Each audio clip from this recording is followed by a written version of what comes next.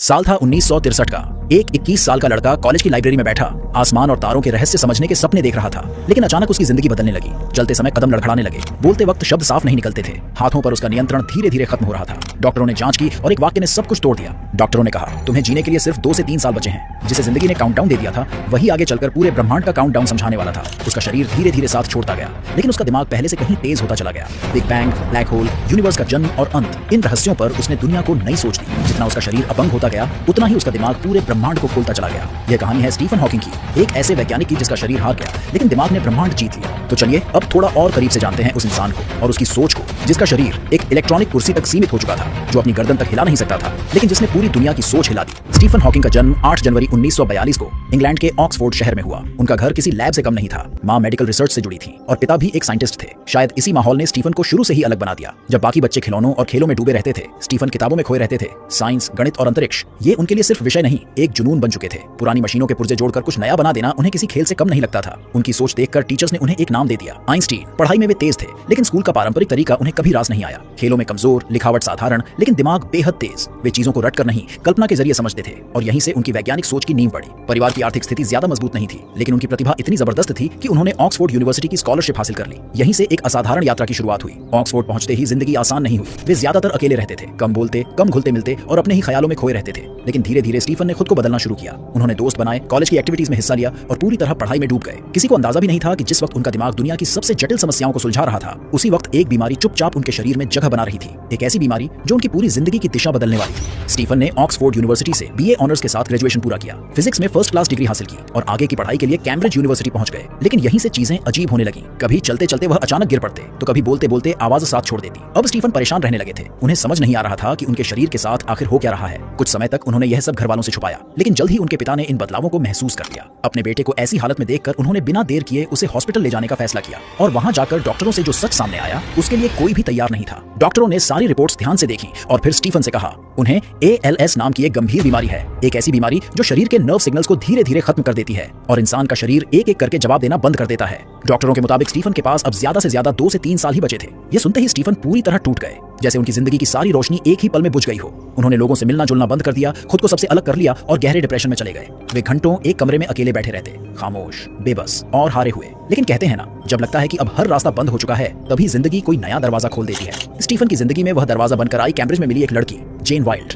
जेन Stephen की जिंदगी में किसी फरिश्ते से कम नहीं थी। उन्होंने स्टीफन के परिवार से मुलाकात की और सब मिलकर उन्हें फिर से हौसला देने लगे। जेन ने स्टीफन को समझाया कि यह अंत नहीं है, अब भी बहुत कुछ बाकी है। हार मानना कोई विकल्प नहीं। यहाँ तक कि जेन उन्हें एक कैंसर हॉस्पिटल तक ले गई, जहाँ उन्होंने उन मरीजों को देखा जो दर्द और मौत से लड़ रहे थे, ताकि स्टीफन समझ सके, अगर ये लोग लड़ सकते हैं तो वह भी लड़ सकते हैं। और दोस्तों, यहीं से स्टीफन हॉकिंग की असली उड़ान शुरू हुई। बीमारी से पहले अगर उनका दिमाग आम इंसानों से 2 गुना तेज था, तो बीमारी के बाद वह और भी तेज हो गया। ALS ने उनका शरीर तो छीन लिया, लेकिन उनके भीतर एक ऐसा जुनून जगा दिया जिसे अब पूरी दुनिया देखने वाली थी। जब स्टीफन हॉकिंग धीरे धीरे अपने डिप्रेशन से बाहर निकले और पोस्ट ग्रेजुएशन की पढ़ाई में कदम रखा, तब साइंस की दुनिया एक बड़े उलझाव से जूझ रही थी। उस समय वैज्ञानिकों के बीच बिग बैंग थ्योरी और ब्लैक होल को लेकर तेज बहस चल रही थी। कुछ मानते थे कि बिग बैंग सच है, कुछ इसे सिर्फ कल्पना कहते थे, और अगर सच है तो इसकी सीमाएं कहां तक हैं, कोई साफ जवाब नहीं था। इसी उलझन को सुलझाने के लिए स्टीफन खुद मैदान में उतर पड़े। शरीर अब साथ छोड़ने लगा था, चलना मुश्किल, बोलना और भी कठिन, लेकिन उनका दिमाग घोड़े से भी तेज दौड़ रहा था। इसी दौरान स्टीफन की मुलाकात हुई एक मशहूर गणितज्ञ से, रोजर पेनरोज। जब पेनरोज ने ब्लैक होल और सिंगुलैरिटी पर अपने रिसर्च स्टीफन को दिखाए, तो स्टीफन हैरान रह गए। यहीं से एक ऐतिहासिक साझेदारी शुरू हुई। 1965 में पेनरोज के काम को आधार बनाकर स्टीफन हॉकिंग ने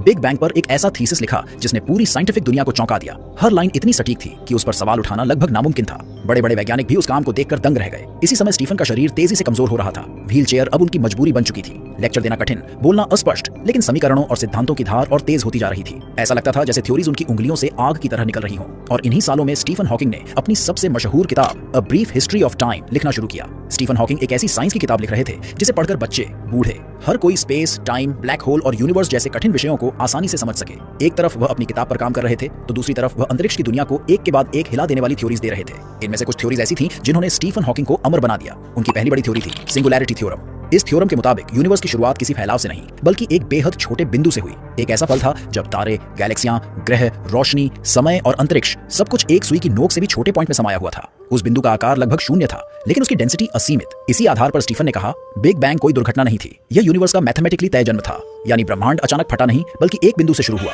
उनकी दूसरी ऐतिहासिक खोज थी हॉकिंग रेडिएशन। पहले वैज्ञानिक मानते थे कि ब्लैक होल हर चीज निगल लेते हैं और खुद कभी खत्म नहीं होते, लेकिन स्टीफन ने इस सोच को पलट दिया। उन्होंने बताया, ब्लैक होल कोई अमर राक्षस नहीं है। क्वांटम मैकेनिक्स के अनुसार ब्लैक होल के इवेंट होराइजन पर लगातार छोटे छोटे कण बनते और गायब होते रहते हैं। इनमें से कुछ कण ऊर्जा के रूप में बाहर निकल जाते हैं। इसी को हॉकिंग रेडिएशन कहा जाता है। इसका मतलब साफ था, ब्लैक होल धीरे धीरे अपनी ऊर्जा खोता है, कमजोर होता है और एक दिन पूरी तरह खत्म भी हो सकता है। यानी बाहर से देखने में जो राक्षस सब कुछ निकल जाता है, असल में वह खुद भी एक दिन खत्म हो जाता है। स्टीफन की इस खोज ने फिजिक्स की नींव तक हिला दी। अब बात करते हैं स्टीफन हॉकिंग के तीसरे और शायद सबसे रोमांचक सपने की, थ्योरी ऑफ एवरीथिंग। एक ऐसा नियम, एक ऐसा फार्मूला जो पूरे ब्रह्मांड को एक ही लाइन में समझा दे। अब सवाल उठता है, ये मुमकिन कैसे है? दरअसल फिजिक्स में दो सबसे बड़ी थ्योरीज हैं। पहली, आइंस्टीन की जनरल रिलेटिविटी। ये समझाती है कि यूनिवर्स बड़े पैमाने पर कैसे काम करता है, ग्रहों की गति, समय का बहाव और स्पेस का फैलना। दूसरी है क्वांटम मैकेनिक्स। यह बताती है सबसे छोटे कण, इलेक्ट्रॉन, फोटॉन कैसे व्यवहार करते हैं। लेकिन समस्या यह है कि ये दोनों थ्योरीज एक दूसरे से मेल नहीं खाती। जहां एक काम करती है, वहां दूसरी बेकार हो जाती है। मानो दो महान दिमाग हों, अपने अपने क्षेत्र में सर्वश्रेष्ठ, लेकिन साथ चलना उनके बस की बात नहीं।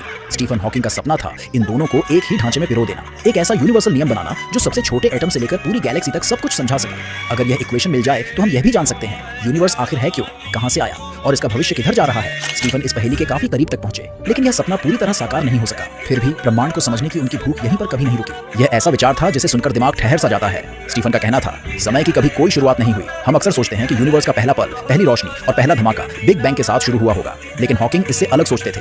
उनके मुताबिक जैसे धरती का कोई किनारा नहीं होता, वैसे ही समय का भी कोई पहला सेकंड नहीं था। समय किसी सीधी रेखा की तरह नहीं, बल्कि एक स्मूथ कर्व की तरह है, जिसका कोई तेज मोड़ नहीं, कोई शुरुआत वाला कोना नहीं। इस एक विचार ने पूरी कॉस्मोलॉजी की सोच को उलट कर रख दिया, और यही स्टीफन हॉकिंग की सबसे बड़ी ताकत थी।